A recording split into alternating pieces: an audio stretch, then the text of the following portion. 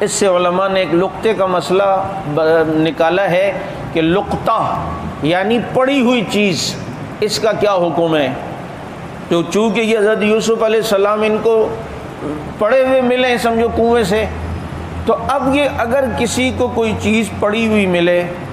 اور اس کی قیمت 10 درہم ہو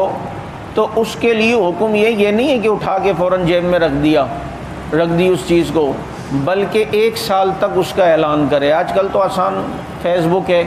انسان اس کے ذریعے اعلان کر سکتا ہے بھائی مجھے ایک چیز اتنی ملی ہے اور ایسی جس کی ہو نشانی بتا کے لے لے، اور آج کل یہ چیز جو ہے وہ ملنا آسان ہے، تو 1 سال تک اس کا اعلان کرے، ورنہ اگر شرعی حکومت ہے تو جا کے بیت المال میں جمع کرا دے۔ تو اب جناب 1 سال تک اگر اعلان کرنے کے بعد بھی وہ بندہ نہیں ملتا تو اب اگر یہ خود غریب ہے تو اپنے پہ خرچ کر سکتا ہے اس نیت سے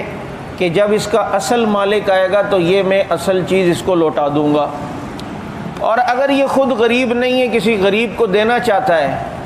تو یہ اس کی طرف سے صدقے کی نیت سے دے دے جس کی چیز تھی کہ بھائی یہ میں کسی غریب کو دے رہا ہوں اور یہ اس کا ثواب اللہ اس کو دے دے جس کی یہ چیز تھی۔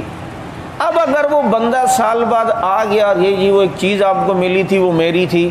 تو اب آپ اسے وہ چیز اپنی طرف سے دے دیں اور جو آپ نے صدقہ دے دیا اس کا ثواب یہاں منتقل ہو جائے گا، وہ آپ کے پاس ہو جائے گا۔ تو یہ گری پڑی چیز کے اوپر انسان کو اپنے ایمان کا سودا نہیں کرنا چاہیے۔ جو ہم کبھی اپنا دل دے بیٹھتے ہیں نا اور ایمان خراب کر بیٹھتے ہیں، ایمانداری بہت بڑی چیز ہے۔ یہ بعض دفعہ بے ایمانی سے حاصل ہونے والا مال نا یہ وقتی تھوڑا سا لگتا ہے فائدہ، لیکن اس کے نقصان بہت ہے، اس کے اثرات جو ہیں نا وہ غلط وہ بہت ہیں۔ اور جب آپ تھوڑا سا دل پہ ہاتھ رکھ کر اس کو کہیں دے دیں گے اور جو اصل مالک تک اس کو دے دیں گے تو آپ اس کے بہترین اثرات دیکھنا، اللہ تعالیٰ آپ کے مال میں برکت دے گا اور آپ کو آنے والی مصیبتوں سے بھی اللہ تعالیٰ بچائیں گے۔ آج کسی کو موبائل مل جاتا ہے وہ فوراً جیب میں، بھائی کیا کریں یار ہمیں تو نہیں پتہ، کہ بھائی تم سم نہیں نکالو وہ تمہیں فون کرے گا، نیت ہوگی تو اللہ تعالیٰ خود انتظام فرمائیں گے۔ ایسے بھی لوگ ہیں جن کے رکشے ٹیکسیوں میں کوئی چیز رہ جاتی ہے، پرس وغیرہ پیسے، وہ جا کر پہنچا کر آتے ہیں کیونکہ ایمان خراب نہیں کرتے۔ اتنا مضبوط ایمان رکھو کہ ان چیزوں کی خاطر جناب یہ چیزیں نہیں، ہمیں پریشانی نہیں ہونی چاہیے۔